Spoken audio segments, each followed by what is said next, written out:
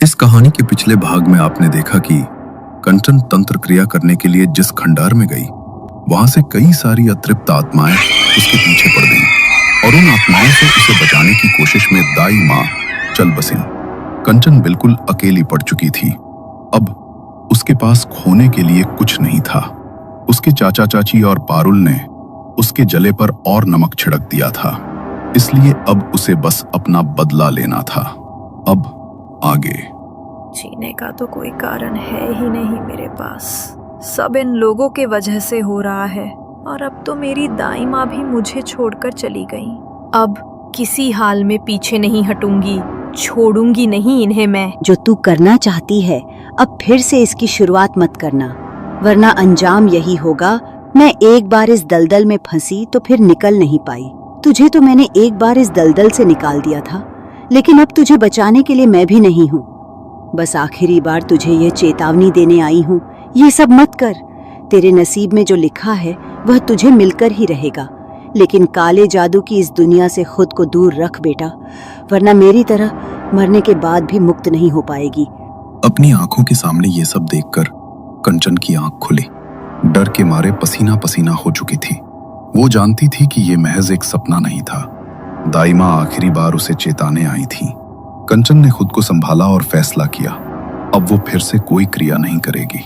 दाई मां ने जो समझाया था उसे मानकर अपनी जिंदगी में आगे बढ़ेगी। कुछ महीने बीते। कंचन की जिंदगी का ये खालीपन उसे काटने को दौड़ता था। तभी जिस लाइब्रेरी में वो काम करती थी, एक दिन उसे वहां एक लड़का मिला।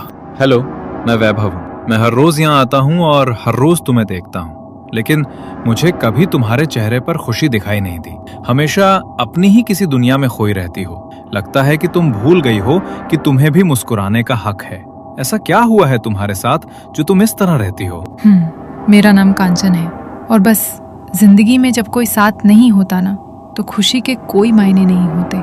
बचपन में मम्मी पापा को खो दिया था और उसके बाद जिस दाई माँ ने मुझे संभाला था, वो भी कुछ महीने पहले मुझे छोड़कर हमेशा हमेशा के लिए चली गई। इस दुनिया में मेरा कोई नहीं है और अकेलेपन की जिंदगी कितनी बोझ भरी और भारी होती है, ये तो बस वही समझ सकता है जो खुद इस सब से गुजर रहा हो। I am so sorry. मुझे पता नहीं था कि तुम्हारी जिंदगी में इतना सब हुआ है, लेकिन आज के बाद फिर कभी ये मत कहना कि तुम्हारा इस दुनिया में कोई नहीं है। मैं दोस्ती का एक हाथ तुम्हारी तरफ बढ़ाना चाहता हूँ। तुम अपना सारा दुख दर्द, सारी तकलीफें मेरे साथ बांट सकती हो। फ्रेंड्स, इतने समय में पहली बार किसी ने कंचन से दिल से बात की थी। वैभव ने उसकी तरफ दोस्ती का हाथ बढ़ाया तो कंचन ने भी उसका हाथ थाम लिया। दोनों की रोज बातें होने लगी, हर रोज मिलना जुलना, और धीरे धीरे ये दोस्ती कब प्यार में बदल गई, दोनों को ही इस बात का एहसास नहीं हुआ। एक शाम कंचन वैभव से मिलने के लिए एक कैफे में गई। उसी कैफे में पारुल भी अपनी कुछ फ्रेंड्स के साथ आई थी। जब उसने वहां कंचन को वैभव के साथ देखा तो उसका खून खौल उठा। इस मनहूस की जिंदगी में अब कोई लड़का भी आ गया। लेकिन चिंता मत करो मेरी प्यारी बहना, इस खुशी को भी मैं ज्यादा दिन तक तुम्हारी जिंदगी में रहने नहीं दूंगी। जो खुशी मेरी जिंदगी में नहीं है वो तुम्हारी जिंदगी में तो बिल्कुल नहीं। जैसे तुम्हारा घर और सारी प्रॉपर्टी तुमसे छीनी है ना, इसे भी बहुत जल्द तुमसे छीन लूंगी।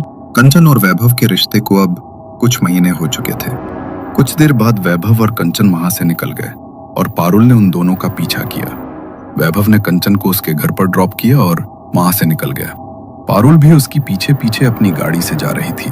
उसने वैभव के घर का पता लगाया और धीरे धीरे उसकी डिटेल्स निकालनी शुरू की, जहां वैभव नौकरी करता था। पारुल ने भी कुछ समय के लिए उसी कंपनी को ज्वाइन कर लिया और उसके साथ अपनी दोस्ती बढ़ा ली। तुम जानते हो वैभव, मैं आज तक जितने लड़कों से मिली हूँ, तुम उन सब से अलग हो। मुझे लगता है शायद मैं तुम्हें पसंद करने लगी हूँ। मुझे माफ करना पारुल, लेकिन मैं पहले से ही एक रिश्ते में हूँ। जानती हूँ, और मैं ये भी अच्छी तरह जानती हूँ कि वो लड़की कौन है। कंचन की ही बात कर रहे हो ना तुम? हाँ, लेकिन तुम कंचन को कैसे जानती हो?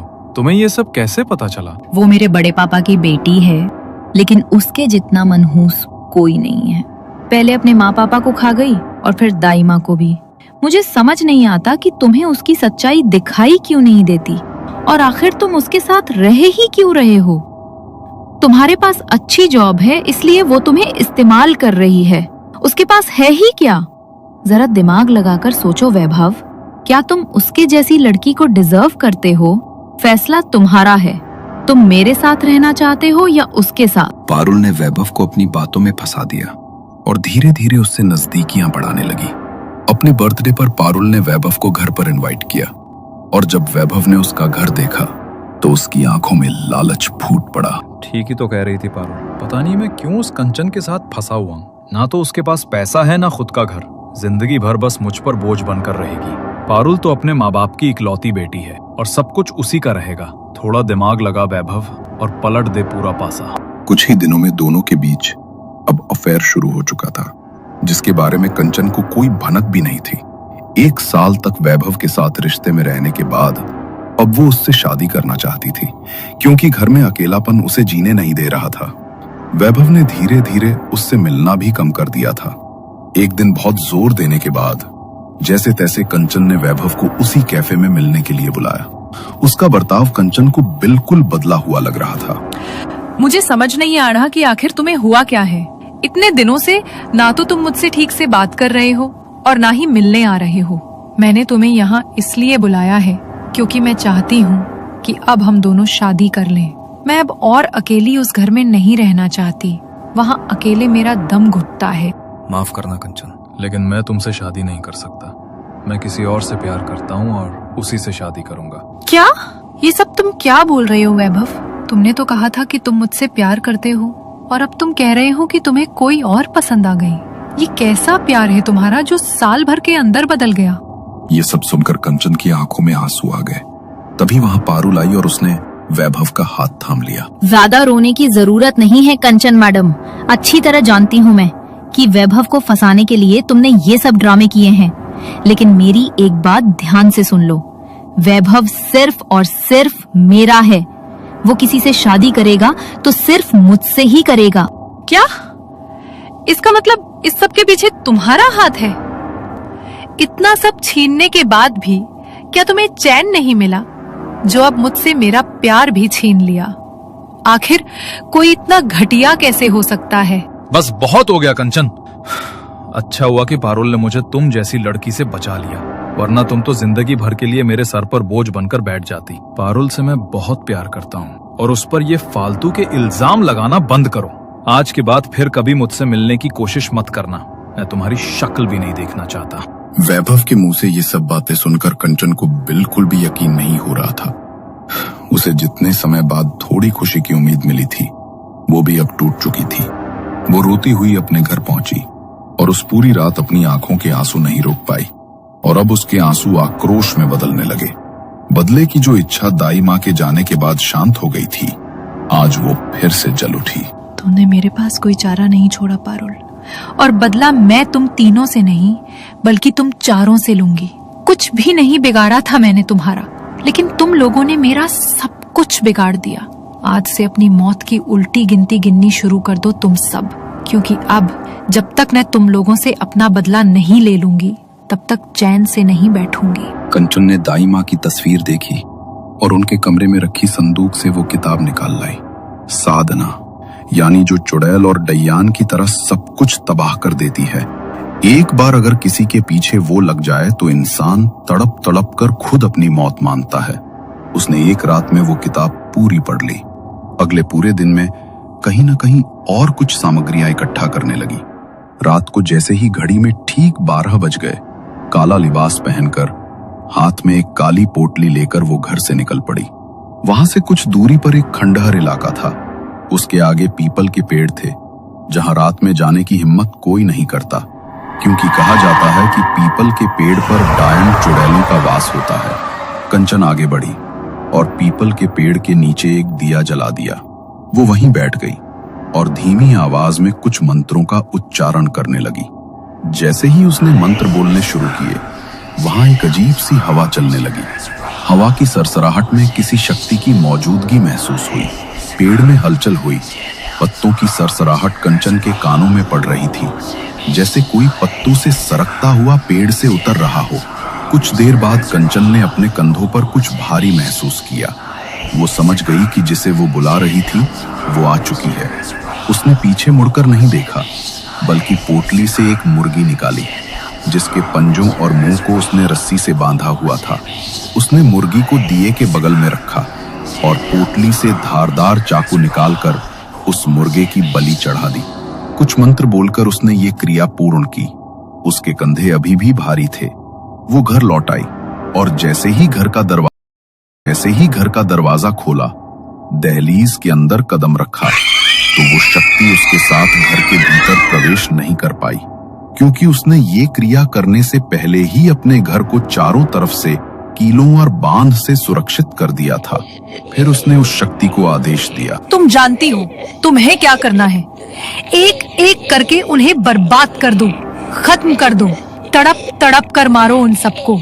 जिस तरह उन्होंने मुझसे मेरा सब कुछ छीना है, उनसे उनकी जिंदगी छीन लो। दरवाजे के बाहर खड़ी वो शक्ति भयानक तरीके से मुस्कुराई और एक ही पल में कंचन की आंखों के सामने से कहीं गायब हो गई। कंचन ने तुरंत घर का दरवाजा अंदर से बंद कर लिया और उसी वक्त उसके असली घर के दरवाजे पर, जिसे उससे छीन लिया गया था, दस्तक हुई। इस कहानी की लेखिका हैं दीप्ति थानेकर और एक नई कहानी काला जादू। स्वाति ध्यानस्थ अवस्था में चिल्ला रही थी, छोड़ो मुझे, प्लीज छोड़ो मुझे, छोड़ दो मुझे प्लीज। नेहा ने स्वाति को जगाया। उसने देखा कि स्वाति के हाथों पर उंगलियों के लाल निशान उभर आए हैं। सुमित को पता चला कि स्वाति अनाथ होने के कारण उसकी माँ उसकी शादी के खिलाफ है। वो दोनों को ही चाहता था, इसलिए सुमित ने स्वाति से कोर्ट मैरिज कर ली और दरवाजे पर खड़ा हो गया।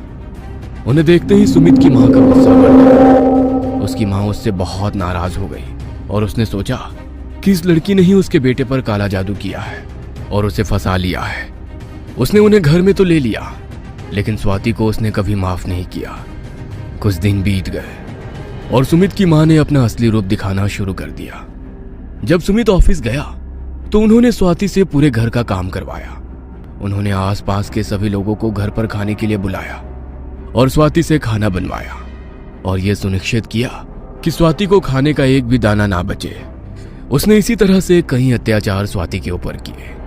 स्वाति को सब कुछ पता चल रहा था, लेकिन वो उम्मीद पर टिकी हुई थी कि शायद किसी दिन उसकी सासू माँ का गुस्सा शांत हो जाए। जैसे जैसे दिन बीतते गए, स्वाति की तबीयत बिगड़ती जा रही थी। एक दिन दोपहर में स्वाति नींद से उठी। गला सूखने के कारण पानी पीने के लिए रसोई में जा रही थी। तभी उसे अपनी सासू के कमरे से कोई आवाज सुनाई दी। वो उस दिशा में मुड़ी। दरवाजा खोलकर देखती है तो क्या, उसकी सासू खुले बालों के साथ बैठी थी। चारों ओर धुआं था। उसकी सासू के सामने नींबू, कुमकुम, एक काली गुड़िया और सुइयां रखी हुई थी। वो गुड़िया को देखकर कुछ मंत्र पढ़ रही थी। जैसे ही उसकी नजर स्वाति पर पड़ी, वह जोर से चिल्लाने लगी, तुम यहाँ क्यों आई हो? मैं तुम्हें नहीं छोड़ने वाली। और जोर जोर से हंसने लगी। ये सब देखकर स्वाति अपने कमरे में भाग गई। उसने दरवाजा अंदर से बंद कर लिया और सुमित को फोन करके उसे जल्दी घर बुला लिया। सुमित घर आया तो स्वाति अपने कमरे में ही थी। सुमित ने दरवाजा खटखटाते हुए अपनी माँ से पूछा, माँ, स्वाति को क्या हुआ? उसने मुझे जल्दी घर आने के लिए क्यों कहा? मुझे नहीं पता, मैं पड़ोस में थी। जब मैं घर आई तो वो तब से अंदर ही है। सुमित की आवाज सुनकर स्वाति ने दरवाजा खोला। स्वाति सुमित को कुछ बताने ही वाली थी कि तभी उसकी नजर अपनी सासू माँ पर गई। अपनी सासू की बड़ी बड़ी आंखें देखकर स्वाति कुछ नहीं बोल सकी। उस तनाव से वो बेहोश हो गई। जब वो होश में आई तो वो दूसरे घर में रहने की जिद करने लगी। स्वाति की जिद की वजह से दोनों दूसरे घर में रहने लग गए। कुछ महीनों बाद सुमित को फोन आया कि उसकी माँ की तबीयत ठीक नहीं है। सुमित और स्वाति माँ को देखने के लिए घर गए। उनकी तबीयत बहुत खराब हो गई थी, इसलिए सुमित और स्वाति ने वहीं रुकने का फैसला किया और वहीं रहने लग गए। 3 दिनों में ही सुमित की माँ का देहांत हो गया। 13वें दिन बाद सभी अंतिम संस्कार की रस्में पूरी करके सुमित ऑफिस में ज्वाइन हो गया। स्वाति भी घर के सारे काम करके सोने के लिए अपने कमरे में चली गई। किताब पढ़ते पढ़ते कब उसकी आंख लग गई उसे पता ही नहीं चला। जब वो जागी तो चारों ओर अंधेरा था। उसे लगा कि लाइट चली गई है, इसलिए उसने मोबाइल का टॉर्च ऑन करके मोमबत्ती ढूंढने के लिए रसोई में जाकर देखा तो उसे अपनी सासू के कमरे से आवाजें आने लगी। ये क्या आवाज है ये देखने के लिए वो वहां गई। कमरे का दरवाजा खोला तो उसकी सास खुले बालों के साथ कोई मंत्र जाप कर रही थी। स्वाति वहां से भाग गई और अपने कमरे में आ गई। उसने दरवाजा अंदर से बंद कर लिया। सामने की खिड़की से उसे अपनी सासू दिखाई दी। खिड़की से हाथ अंदर डालकर वो बोलने लगी, तूने मेरे बेटे को मुझसे दूर कर दिया, अब मैं भी तुमसे तेरा बेटा दूर करने वाली हूँ। वह स्वाति को पकड़ने ही वाली थी कि इतने में सुमित की आवाज से स्वाति को होश आया। उसे डर डर कर पसीना आ रहा था और वो डरी हुई दिख रही थी। उसके माथे से पसीना बह रहा था और वो घबराई हुई दिख रही थी। स्वाति ने सुमित से पूछा, तुम यहाँ कैसे? इतनी जल्दी ऑफिस से आ गए? मैं बताता हूँ, पहले तुम मुझे ये बताओ कि तुम इतनी घबराई हुई क्यों हो? मुझे बहुत भयानक सपना आया था। सुमित ने बगल में रखी किताब उठाते हुए कहा, हॉरर स्टोरीज वाली किताब पढ़ोगी तो क्या होगा? और मैडम, आपकी जानकारी के लिए बता दूं, शाम के 8 बज चुके हैं। मैं ऑफिस से आया तो हर तरफ अंधेरा था। मैंने लाइट जलाई तो देखा कि तुम गहरी नींद में सो रही थी। मुझे इतनी गहरी नींद कैसे आ गई? आएगी ही, कारण ही कुछ ऐसा है।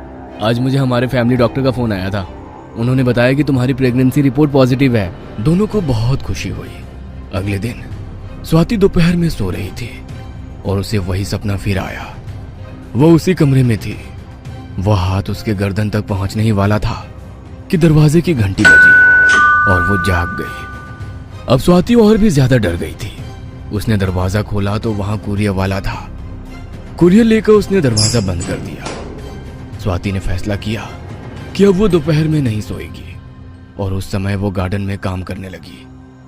एक दिन सुमित की दोस्त नेहा उसके घर उससे मिलने आई। ये जानकर कि वो योग और ध्यान सिखाती है, सुमित ने स्वाति को नेहा से योग और ध्यान सीखने के लिए जाने को कहा। सुमित के कहने पर स्वाति नेहा के पास जाने के लिए तैयार हो गई। एक दिन जब स्वाति नेहा के साथ ध्यान कर रही थी, उसे तंद्री लग गई। उसे फिर वही सपना आया। इस बार उस हाथ ने स्वाति का हाथ पकड़ लिया था। स्वाति ध्यानस्थ अवस्था में चिल्ला रही थी, छोड़ो मुझे, प्लीज छोड़ो मुझे, छोड़ दो मुझे प्लीज। नेहा ने स्वाति को जगाया। उसने देखा कि स्वाति के हाथों पर उंगलियों के लाल निशान उभर आए हैं। नेहा के पूछने पर स्वाति ने उसे सब कुछ बता दिया। नेहा ने सुमित को फोन करके बुलाया और स्वाति को उससे सब कुछ बताने के लिए कहा। सुमित ने फैसला किया कि अब वे उस घर में नहीं रहेंगे, लेकिन उन्हें उस घर से अपना सामान लाना था। सुमित, स्वाति और नेहा तीनों सामान लाने के लिए आखिरी बार उस घर में गए। नेहा घर के बाहर गाड़ी में बैठी थी। सुमित और स्वाति घर में आए और अपना सामान इकट्ठा करने लगे। सुमित ने अपनी मां की फोटो को आखिरी बार नमस्कार किया।